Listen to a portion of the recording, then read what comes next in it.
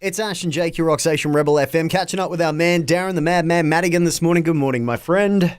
Good morning, guys. It's that time of the year again when Australians become experts on sports they wouldn't necessarily give a damn about. In this case, it's golf. Yeah, US Masters. I like it. And how many grown men down through the years have gone to work on a Monday morning crying after an Australian's blown a 5 or 6 shot lead?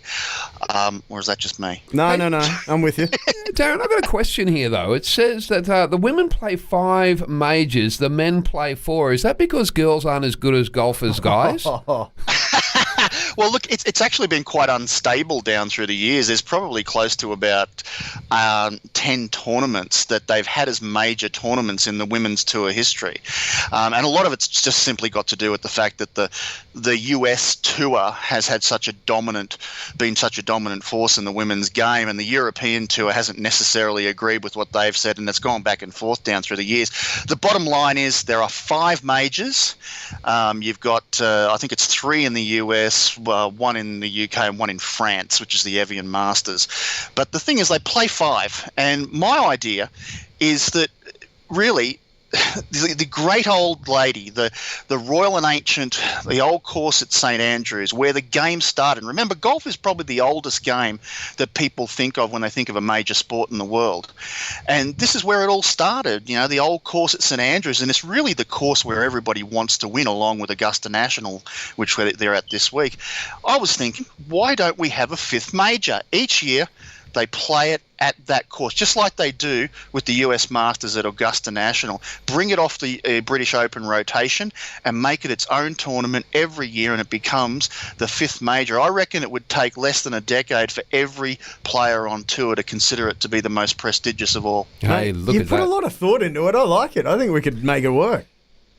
I'd love it. I think it would just be fantastic. It's a great old course. Unlike the American courses, it doesn't have to be doctored up to, be made into a major tournament course. I mean, it's all about weather in Europe and links courses, and there's nothing better than the great old lady herself. Hey, let's go with the old game of no, which is tennis. You look one way and the other way, and it's just like everyone's in the crowd just going, no, no. Hey, Roger Federer, a Swiss bloke, is he the greatest of all time? At 35 years of age this year, I think.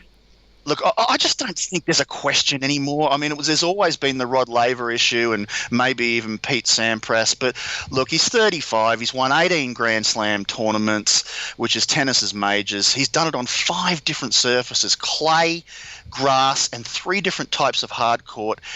And now he's back playing probably as well as he ever has, including that dominant period between 03 and 07 where he just about won everything that he played in. And really, I just don't see that there's a plausible argument that people can put forward now, especially given tennis play, the quality of the field now is deeper than it ever has been in the history of the game. Tennis is a truly world sport now. Let's get into this. Sunshine Coast Lightning, they beat the Queensland Firebirds last weekend. I know you get right behind the netball as well. Do. And look, I've been a long time supporter of not just the Queensland Firebirds, but also the second tier of netball, the State League, which I believe for many years that the Firebirds did fail in a big way in grabbing girls from that competition and from those clubs to actually replace injured players. They go to places like the AIS to get their ready-made girls to bring in, and I just never agreed with that.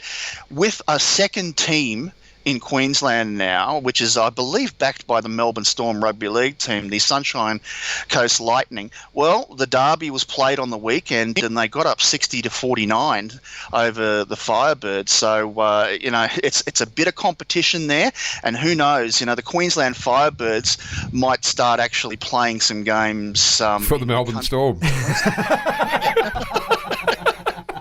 All right, Daz, finally, what are you looking forward to this weekend? Oh, look, mate, I'm looking forward to the showdown in Adelaide at the Adelaide Oval between Port Adelaide and the Adelaide Crows. It is the top of the table clash, and big fingers crossed for Daniel Ricciardo this weekend at the Chinese Grand Prix. Get up there, Ricciardo.